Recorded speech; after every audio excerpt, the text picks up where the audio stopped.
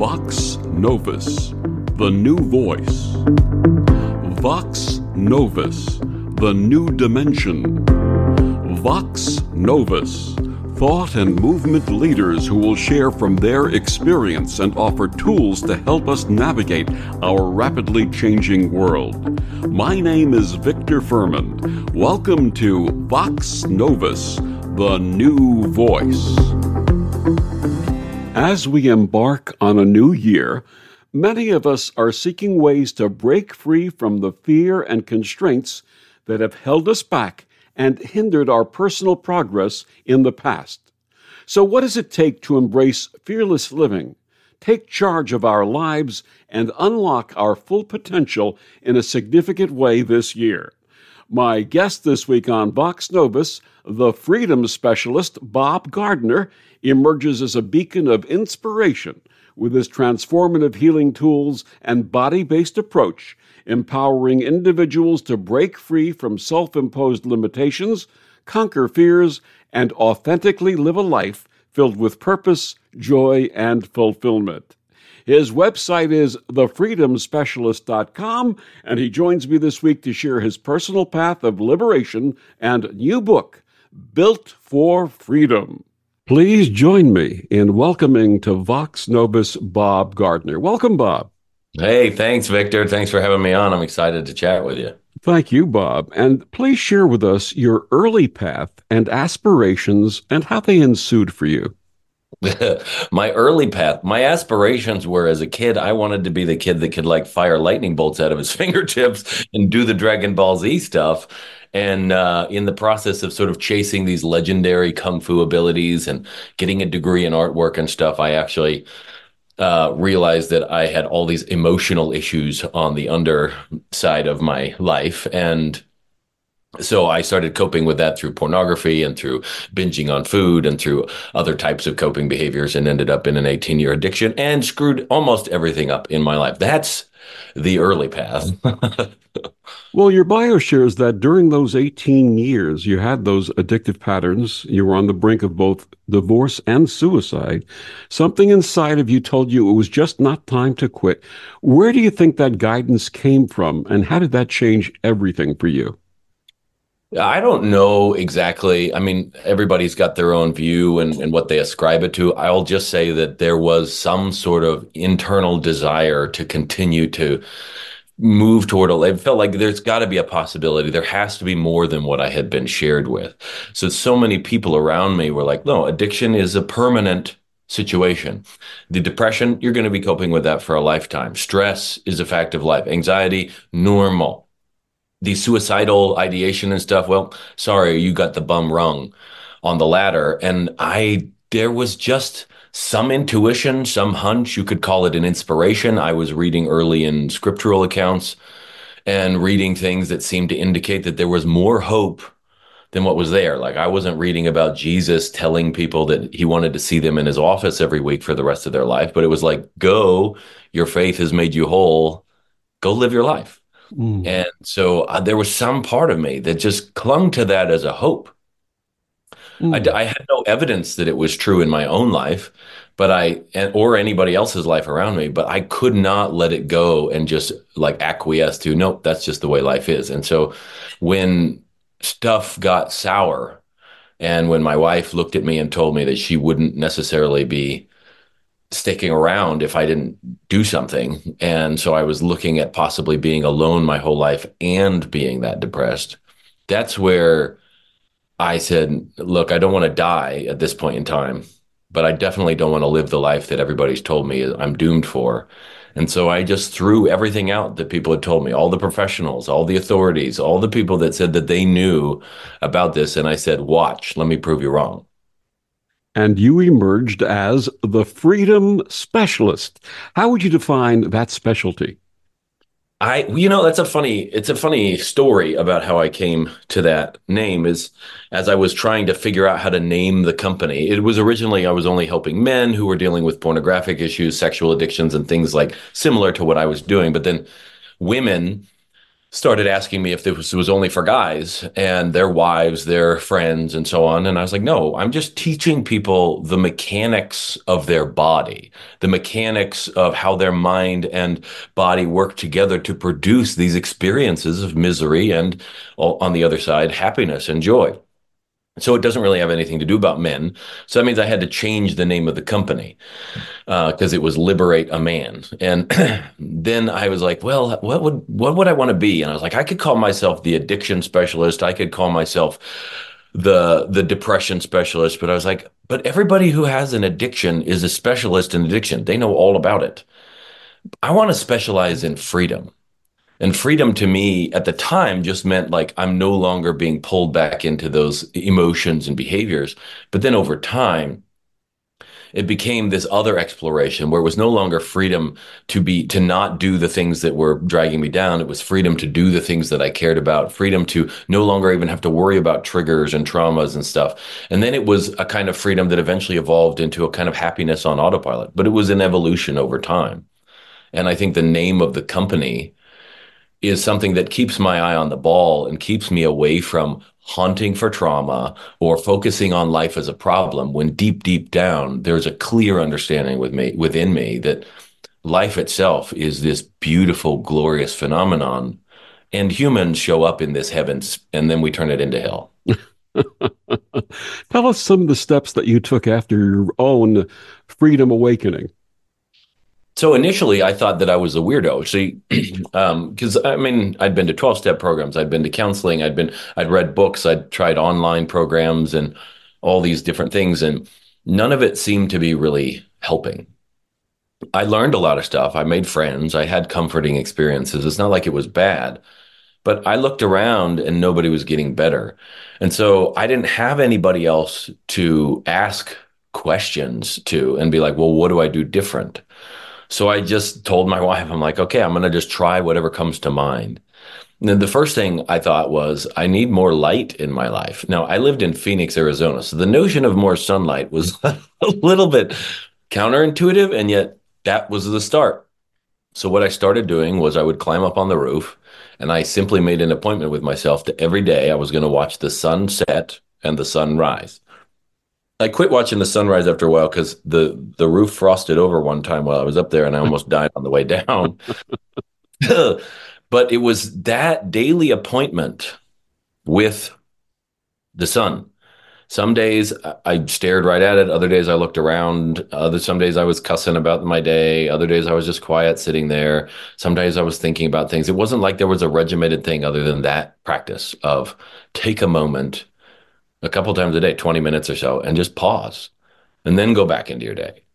And that started to create some possibilities for me. And then I started doing some basic breathing and some use of my own voice to start to create a kind of harmony inside my body, chants or songs or things that I had learned done in a way to produce a different kind of feeling inside myself. And so I was doing that at different times and I had been doing body, I mean, I was a martial arts instructor, so I'd been doing a lot of breathing and movement and understanding how to start to release tension from the body for a long time.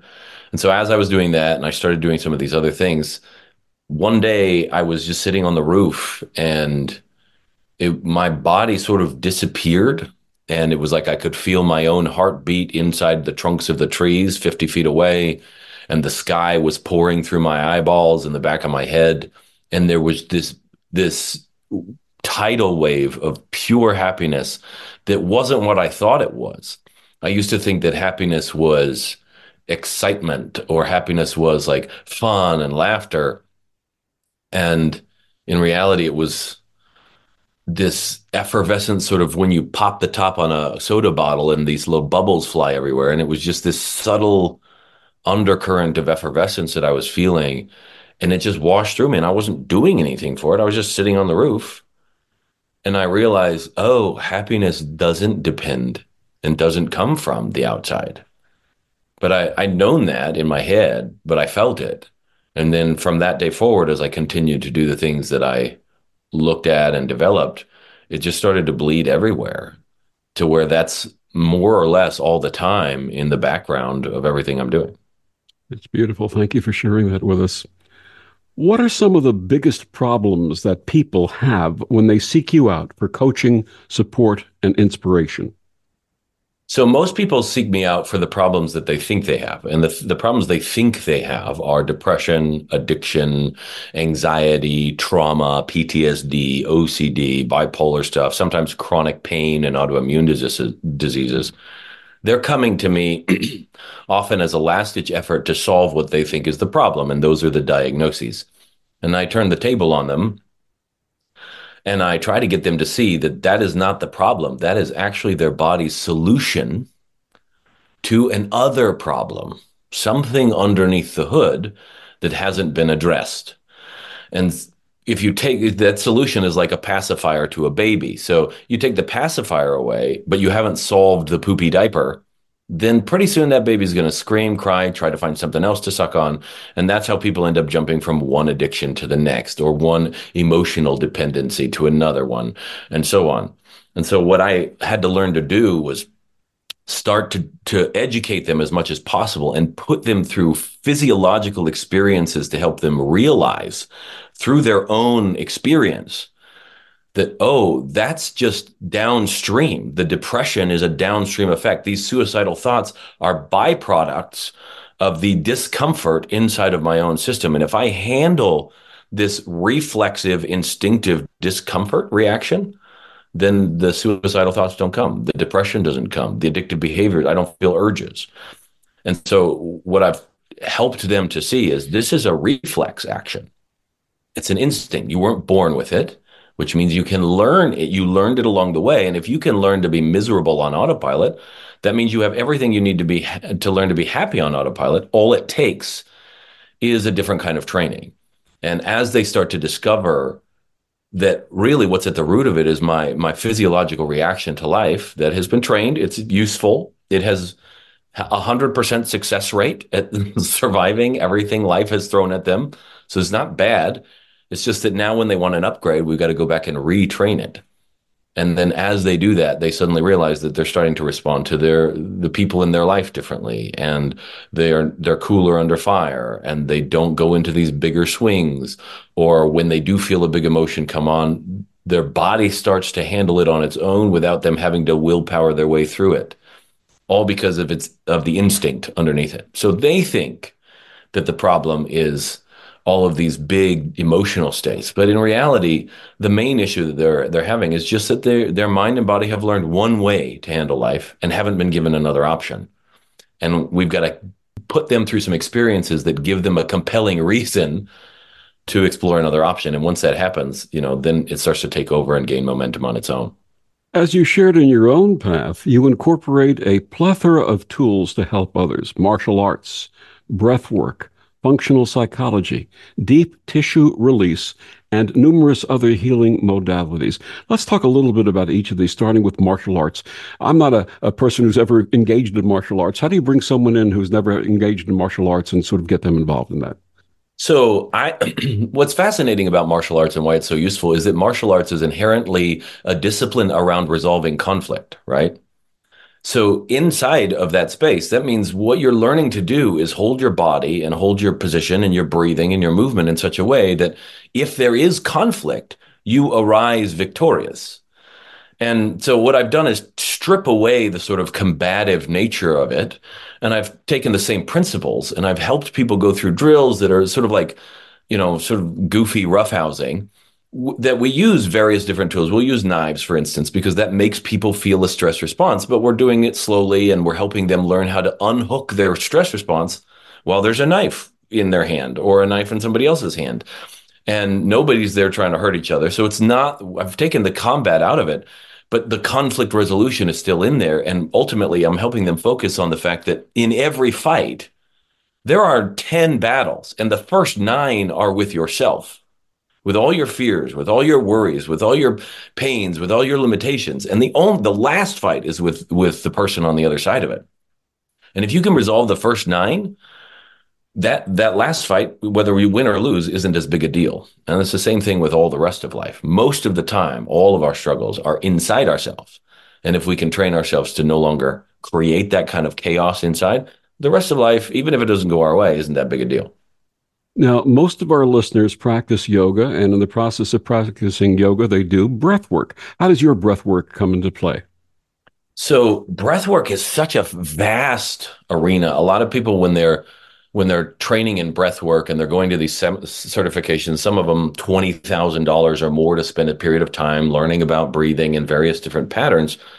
What they're learning is a practice of breathing, and I think that's very valuable. But there's so much more to breathing than just do this breath practice for a few minutes a day. And so we teach people breath practices, ways of holding their breath that eliminate anxiety or eliminate depression, ways of breathing that help them pair it with psychological instructions that help them release old memories and traumatic stuff. We teach them how to breathe slow. We teach them how to breathe quickly. But more than that, we're trying to train them how to breathe naturally when they're cutting vegetables, when they're taking out the trash, when they're driving to work, because that's where the stresses build up. And most people are using meditation and they're using yoga as these means of helping manage their emotional states. That's not what those practices were designed for. Those practices were designed to take an already healthy human being to ecstatic states of experience far beyond what you would normally get. But that's not going to happen if you're using them as a band-aid instead of as an exploration. So what I'm teaching people to do is use their everyday breathing and their everyday movement as a means of letting go of all this stuff so that when they do the breath practices or when they do the meditation, the experience they can have are something that's far beyond what they ever thought possible before. And tell us about deep tissue release, please. So every every thought you have, every emotion you have, every experience you have isn't just a thought or emotion. Your whole body is involved in it. And what that means is you see it in a person. When you see them thinking, you see their face contorting or their eyes twitching or their breathing change or their heart will race or not race. Their body will tense, their posture will change. All of that happens with every thought and every feeling that we have. And most people that are trying to handle trauma are only trying to talk about it. But the problem is that the deep, deep stuff that people are carrying is nonverbal. They're just reactions to things that they learned as a kid before they had words, or when they were growing up, such an intense experience. How could you ever put it into words? So there's these nonverbal, completely irrational reactions to life that are essentially boiled down to tension and chemistry in the body. And as those tensions build over the course of a person's life, what starts to happen is that it starts to cut off blood flow and circulation. So then the chemistry kind of crystallizes and gets caught inside the muscle fibers.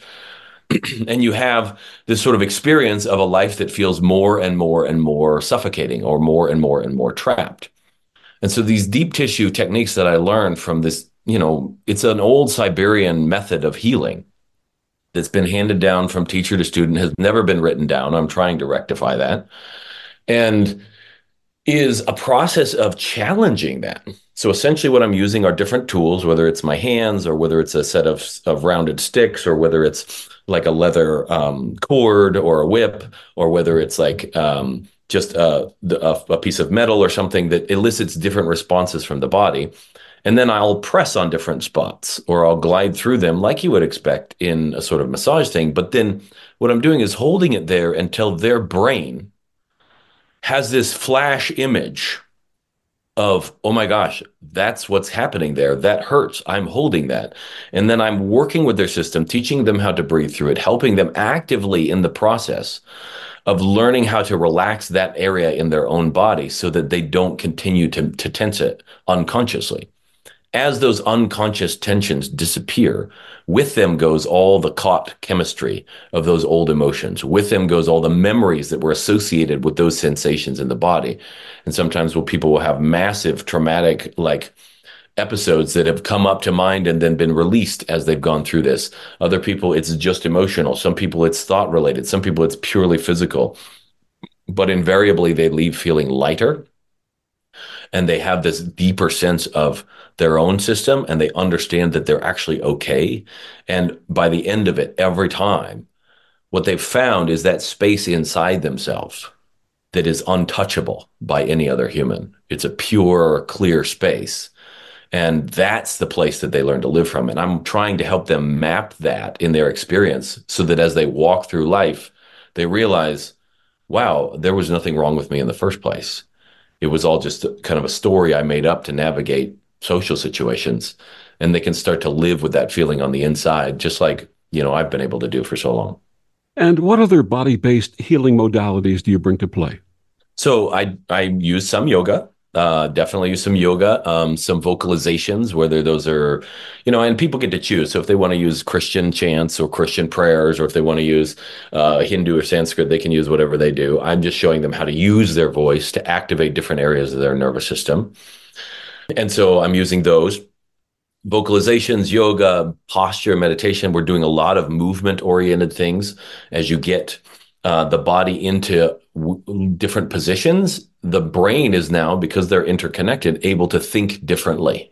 Then we use the breath work, we do the deep tissue work, we're doing some nutritional things as well with them along the way, each time kind of nudging them along. We do, ice bath stuff, but all of them in a way that I've learned how to bring the psychology with it so that it isn't accidental, that a person's emotional past or addictive history or traumas or anything else, maybe they'll come up, maybe they won't. I'm teaching them how to use that more intentionally, more deliberately, so that, when it's time to get the work done, we just get it done. And you call this the not therapy approach. Why not therapy? Well, you can't do this stuff in therapy. So, I've had a number of therapists, a number of counselors come, and they are really good people and they are committed to helping the people around them. And yet I look at them and I see how much they suffer. The therapists suffer, how much they take on and how much they try not to, but they bring into their own life because of the way they've been trained, because of everything else that they listen to on a daily basis. And so they're there many times carrying these massive loads, and they need help. They need therapy. And that to me doesn't sound like a useful system where the person that is trying to teach other people how to be free isn't free themselves. They come and I'm helping them understand the methods that I developed to cut through all of that and to use a person's perception of reality in a way that helps release triggers, not so that, oh, well, I'm free of it this one time, but so that they stop being triggered, how to dismantle that stuff. That's not taught in therapy.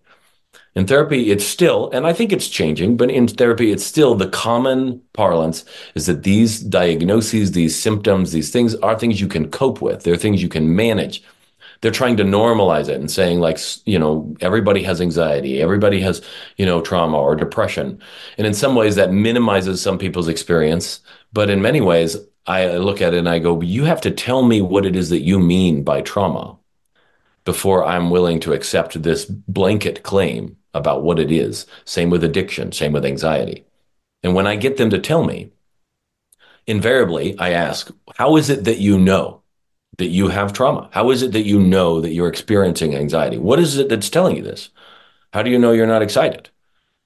And then they key into the one thing that is the key factor, which is, well, I feel this in my body. I have a pit in my stomach. My eyes are darting to and fro. My breath is erratic. I can't catch my breath, or I feel like I'm suffocating. Awesome. Those are things that your average person walking down the street can work with. That they don't need $1 million research lab. They don't need backing from a government grant. They don't need a professional somewhere. They can work with, oh, my throat is tight. Oh, my breathing changed. Oh, wow, I need to sit down for a second. Oh, I'm hungry or I'm thirsty. I got a pit in my stomach. Those are things that anybody can work with. And when I start to teach this to the therapists, a lot of them will say, yeah, this is what the research bears out. Like all of the research we look at, this is what they're saying, but they've never been taught that in school. They took them coming to find it for me, and even then, they still can't share it with their clientele many times, just because of the limitations of whatever practice they're in. My guest is Bob Gardner. His latest book is called Built for Freedom. Bob, please tell our listeners where they can get your book and find out more about you and this amazing work. You can go to thefreedomspecialist.com. There you can find an online version of the book for relatively cheap, unless you want to get it at Amazon, and that's fine, as well as a guidebook to go along with it. There you can find my podcast. You can find links to our online programs and retreats, whatever it is that you need, wherever we can help you. We're happy to help. Let's just start there. Thefreedomspecialist.com. And we'll be back with more of Bob after these words on the Om Times Radio Network. The best of the holistic, spiritual, and conscious world.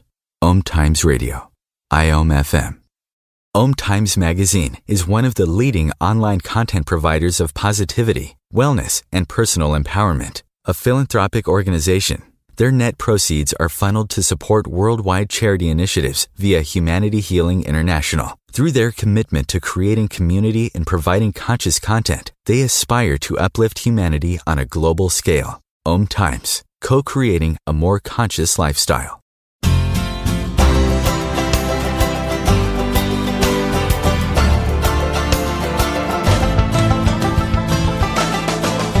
Back on Vox Novus, my guest this week is Bob Gardner. We're going to be talking about his book, Built for Freedom. Bob, you've been quoted as saying, freedom is a skill, not a pill. Once you've trained your body and mind how to do it, it will begin to happen all by itself while you continue to enjoy all the other bits of your life. How does that work for people who spend more time in their heads than working with the feelings in their bodies? That's just, they're in their body the whole time that they're in their head. So a lot of people harp on this notion that, you need to be more present. You need to be, if I'm just present, everything will happen. You're always present, and your thoughts are one aspect of what's happening in the present moment. And so it's not a question of being more present with one or the other. It's a question of developing the capacity to move your focus where it is most beneficial for you. So somebody who spends a lot of time in their head, if it's a good experience, that's amazing. Why would you leave? If it's not so good an experience, well, there's other things that I can show you how to pay attention to. And then once you've developed the skill to kind of attend to those, you may find that the space in your head is clearer, and then you can spend more time there still. So I don't see that there's anything wrong with being in your head versus being in your body. I think every person has a certain set of proclivities and a natural tendency and a natural set of gifts in certain arenas. And like Stephen Hawking, what would you have me do with him? I mean, he's in his head all the time. And that's developed a lot of things for physics. And had he not had a body that was somewhat decrepit, he wouldn't have been able to have spent that much time in his head. So I don't think that it's bad that people spend time in their heads. Really what it boils down to is if you're having a negative experience wherever you're placing your attention, it's time to learn that that isn't the whole of life. It is just a piece of life, and you can actually shift that experience. And I love freedom is a skill, not a pill. Yeah, for sure. And that was a little quippy phrase that I developed early on to counteract what my own thoughts were. Because early on, I thought that freedom from the addiction that I was struggling with, or freedom from the suicidal thoughts or the depression was going to have to be like an act of God. It was going to have to come from the outside. It was going to be a counselor, or it was going to be a guru or a mentor, or it was going to be some visionary experience that finally fixed me as if I were something broken. And when I had to turn that around, one of the main things I wanted people to get out of reading my book is not just information, but a realization that dawns on them in the process of reading. Oh my gosh, what if there's nothing wrong with me in the first place? If I can learn to be miserable on autopilot, and I have throughout my life at times, then I can learn to be happy on autopilot, and I just need training. And it's a skill set that I haven't maybe developed. I've been spending my time in the wrong dojo. How is it possible that your unique approach can help people resolve their problems permanently? Permanent is always an interesting issue. It feels permanent to me, but of course I have no guarantees in my own life that I won't experience something later down the road at all. So rather than thinking about guarantees, I like to think back to when I was a kid. I used to believe in both Santa Claus and Saint Nicolaus. St. Nicolaus was the German version. I spent about 6 years, a little less than 6 years in Germany as a kid. My father was a fighter pilot stationed over there. And our landlord used to come on December 5th and do a little bit of St. Nicolaus stuff. Now, I didn't know at the time, and I was just like, this is rad. This mystical, magical being is coming and delivering treats to us when we leave our shoes out at night. But then one winter, there was a knock at the door. My mom ushered us into the living room and told us to face one way, and if we looked the other way, like, you know, it wouldn't be good. Like the presents were going to stop. So just keep looking. So we just stared facing at the floor on one end of the living room. And then all of these chocolates started sliding along the floor. We heard the jingle bells. We heard kind of a deep voice. And then the door closed and it was gone. And I ran outside and I didn't see him anywhere. And I was like, holy cow, St. Nicholas just visited. And it was later that I overheard my parents talking or telling someone about it, that it was my landlord. And in that moment, my entire attitude towards St. Nicholas changed. I have never yet, since then, been at risk for believing or reacting to the thought of St. Nicholas as if he's real. And the same thing happens with all of your traumas and all of your addictions and all of your depressions, is when you can see through the story.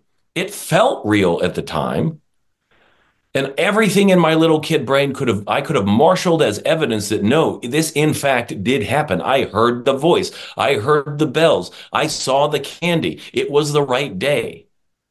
And yet once a new piece of evidence arose, didn't change the past at all, changed what I knew about the past, changed what I had filtered out. When that new piece of evidence arose, it dismantled the belief in my own misery, in the depression sense, or the belief in St. Nicholas in that childhood experience. And what I've done with the processes I take people through is give them a capacity to feel wonderful in their body, and then teach them how to use their own memories and their own perceptions as a mean to dismantle the very beliefs they have about the past that they think they've experienced. Because the reality is no one has ever experienced the future they've imagined. There's always details that are different. And a friend of mine and I would say, no one's ever experienced the past they've imagined either.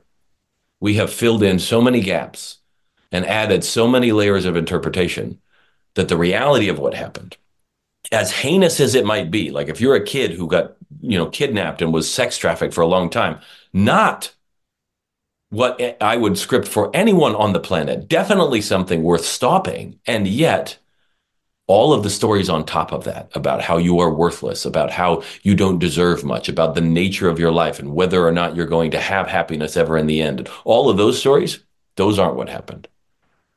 What happened was only the physical stuff and all the internal stuff. You can get rid of that. And while it doesn't necessarily make the past better, it gets rid of the internal reaction to it. And the person then experiences what essentially feels like a permanent release from all the trauma.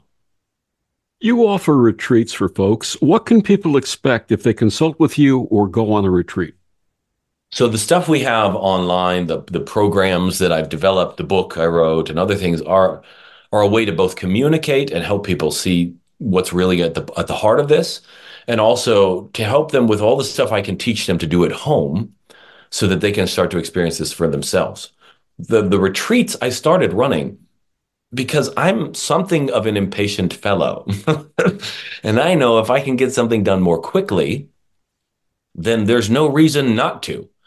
And so I thought to myself, what if I could just get them all together over the course of a few days and actually handle all of this physical stuff instead of slowly working it over a period of months or a year or something like that. And I was already seeing some tremendous results with some of the early clients I was working with, but I wanted it faster for them. And they, of course, wanted it faster. So I started running retreats. There, what I've done is curate a series of experiences that are carefully designed to stack one back to back on top of the other, to start to build this sense of freedom and this lightness and energy in the body, while also taking all of the heavy psychological stuff rooted in that body and starting to clean it out and break off those associations so that the person comes out the other side realizing, oh, wait, I'm not carrying this anymore. And they build this tremendous momentum and go back home. We've had people come to these retreats. The last one we ran, we had 3 people that were 70 years old. They'd lived an entire life struggling with all kind of anger issues and addictive behaviors, or senses of guilt and shame, or disconnection from their parents because of a childhood that they didn't appreciate.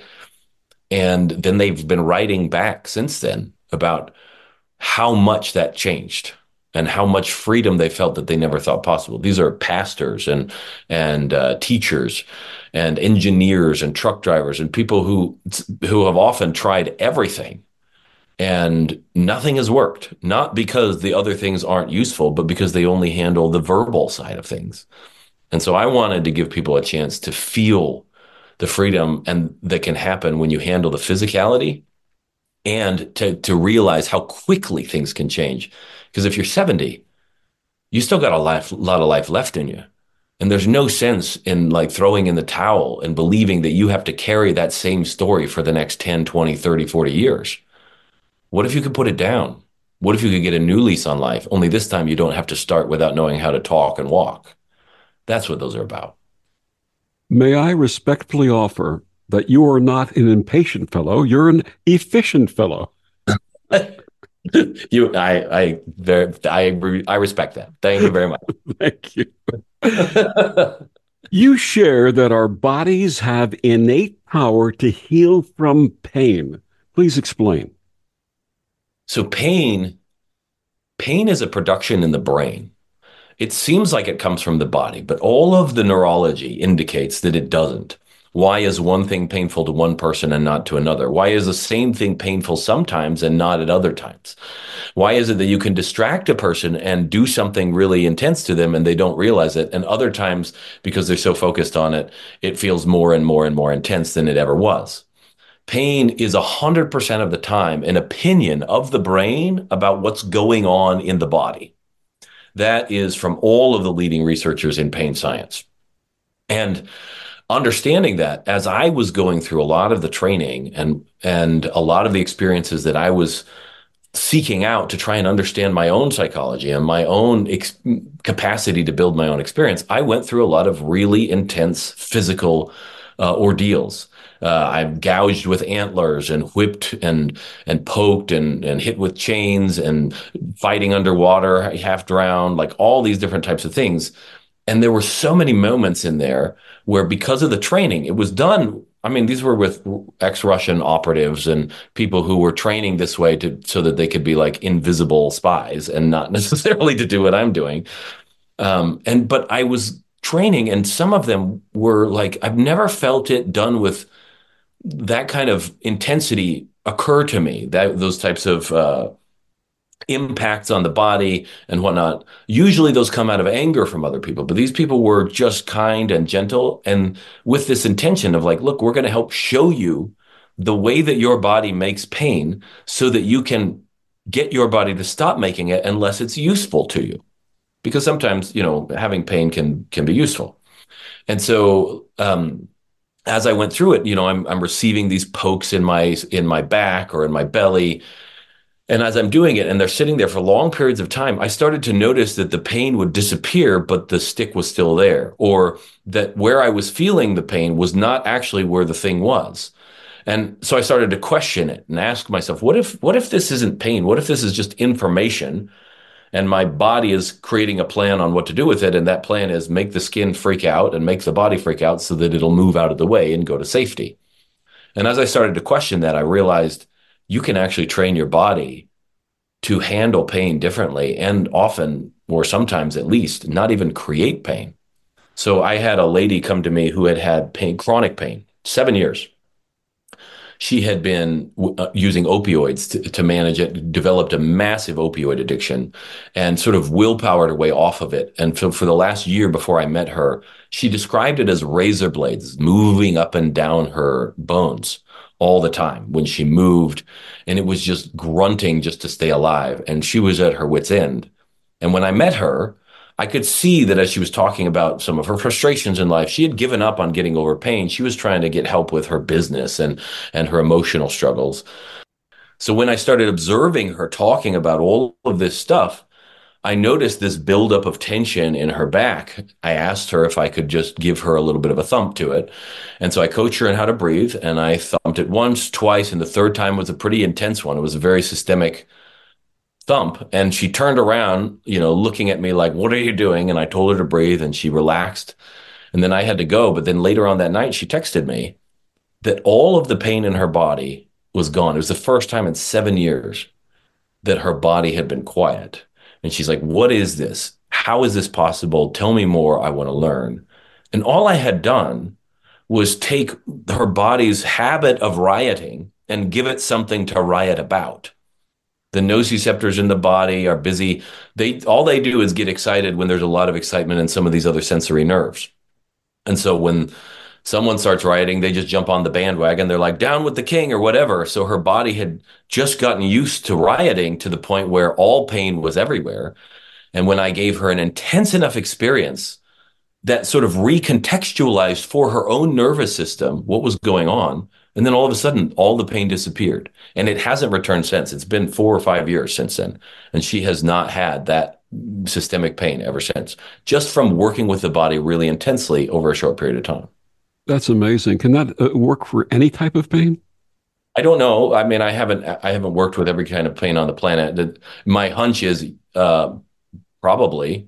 I've worked with my dad, for instance, who had cancer, and he was having these bone aches and these bone pains with all of these lumps inside of his body, and they were growing in all these different areas and massive amounts of pains, and the painkillers weren't really doing much. So I taught him some simple, gentle things to move with the body, to how to move so that it starts to produce this sort of ecstatic, almost, for lack of a better word, orgasmic feeling in the like in your muscles in your legs or something. And then how to also use his breath. And we would just lay on the floor and just make noises.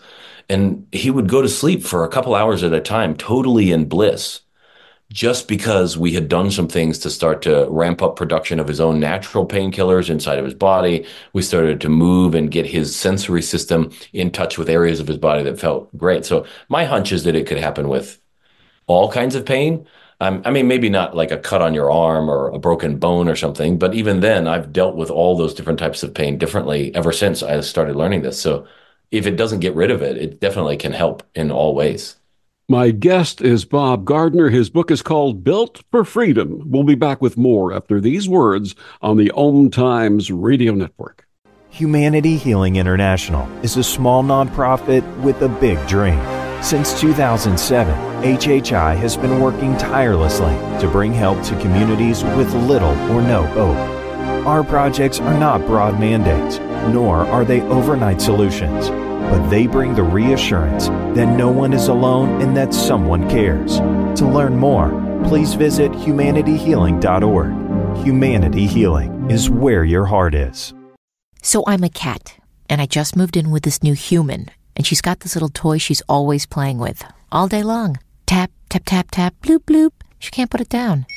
There it is. Oh, and get this. She even talks to it. Last week, she asked it for Chinese, and guess what? Egg rolls showed up. Like magic. Humans have cool toys. A person is the best thing to happen to a shelter pet. Be that person. Adopt. Brought to you by the Ad Council and the ShelterPetProject.org.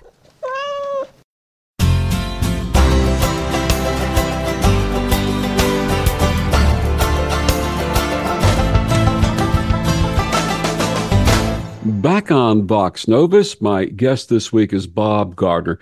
Bob, how does fear get in the way of our personal growth and spiritual development? So, I mean, it depends on which tradition you ask. From the Christians, God is not a God of fear. And a lot of the people I learned from, these Russians, were deeply Orthodox. And a lot of the things that they would talk about was that basically fear and tension are the same thing. When you're afraid of something, you'll kind of create some level of tension to escape, fight or flight, to freeze in place and hope it doesn't catch you, or to resist it in some way.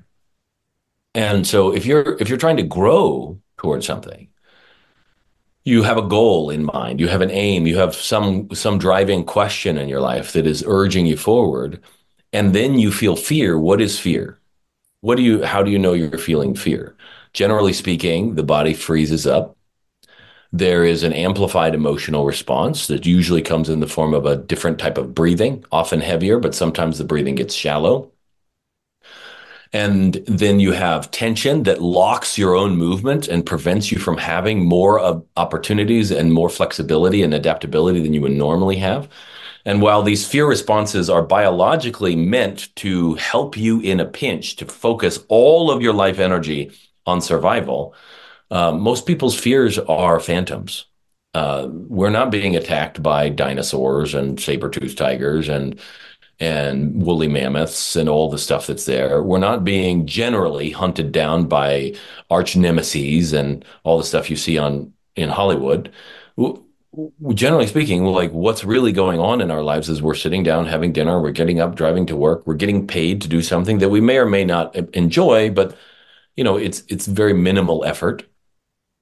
And so when people are looking at personal growth and they start to have fears, what's happened is that their mind has made up something and it's locked their body up and put them into a massively costly physical state. And that drains the system so that they won't even have energy to pursue their goals for very long, to the point where eventually they give up and they find themselves, they call it self-sabotage, but it isn't self-sabotage. It's just the body trying to protect itself from what it thinks is happening. Please share with our listeners some practical strategies for removing fear and anxiety in the body with movement and breath. So it's a little thing I like to call emotional ninjutsu. I grew up on the Ninja Turtles, so get over it. So emotional ninjutsu. My son helped me come up with the acronym, but it's ABLE. If you want to be able to handle your emotional states, then you do ABLE. So A, you got to acknowledge what it is that you're feeling.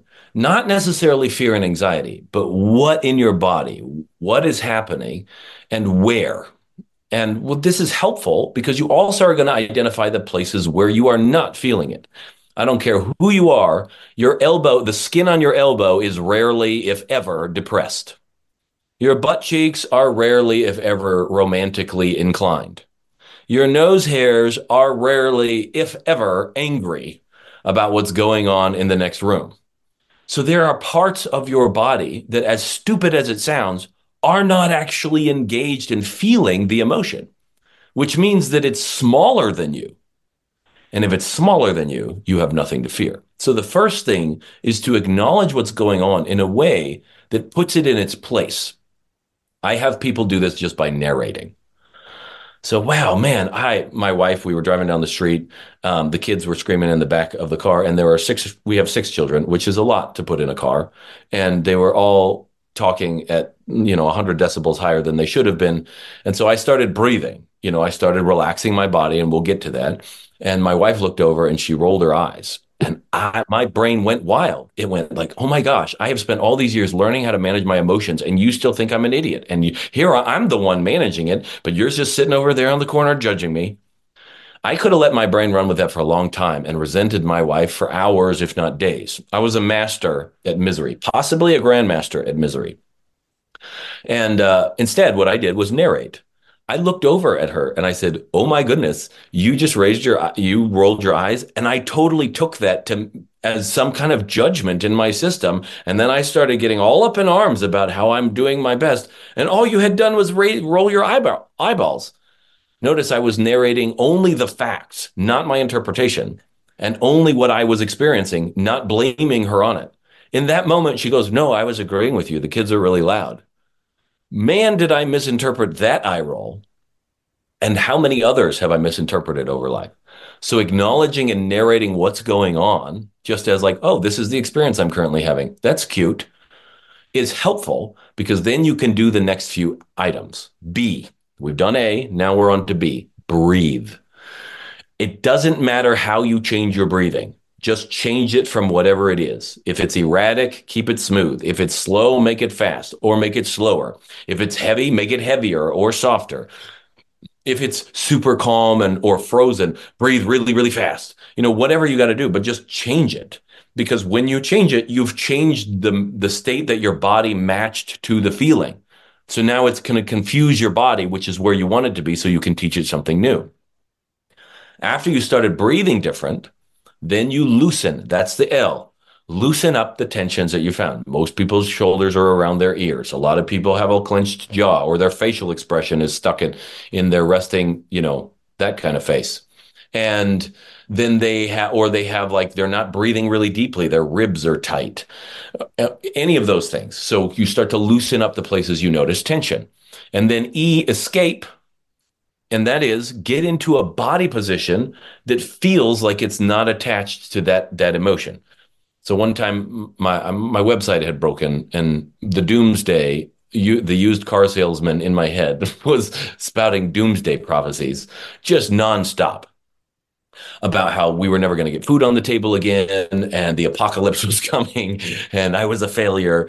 And then she came in and she wanted to know if I wanted to go fishing with her brother on Saturday with the kids.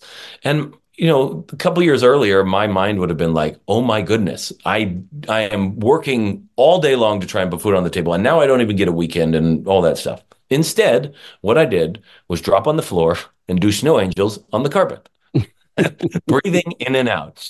And she looks at me and she's like, "Are you okay? Do you need me to like punch you in the chest or something?"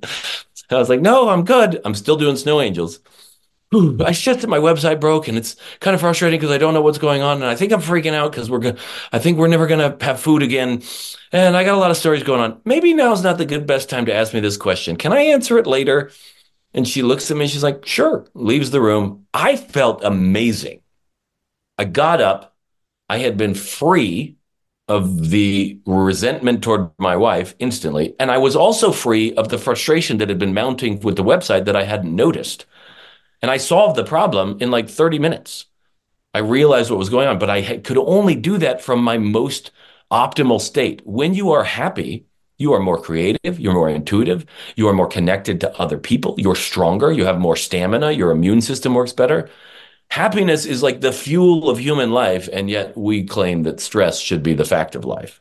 That's where I go, not so. So ABLE, acknowledge what's going on, get really precise about it, and then breathe different, loosen the muscles that are stuck, escape, get into a posture that is free of that one. And you can do it in subtle ways. Just raising your chin up, chest up is great for people who struggle with depression. If you're going to watch a sad movie, fine. Just make sure that the TV is above your eye level so you have to look up.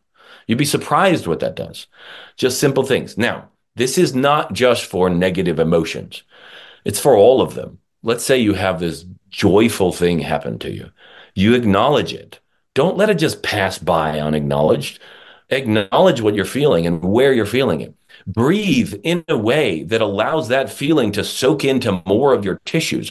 Loosen up the areas that are stuck and keeping it out. And then the E stands for enjoy. Get into a position that allows you to fully enjoy the blessings in your life. The moments where wonder just sweeps through you, or gratitude takes you by the arms and just gives you a big hug. If you don't take those moments, then what else is life for? And so this emotional ninjutsu is both for the negative as well as the positive. And you share that freedom from fear is accessible to everyone, and it's our birthright. Yeah, 100%. You were built for freedom. That's the name of the book. How do we set happiness and well-being on what you call autopilot? Yeah.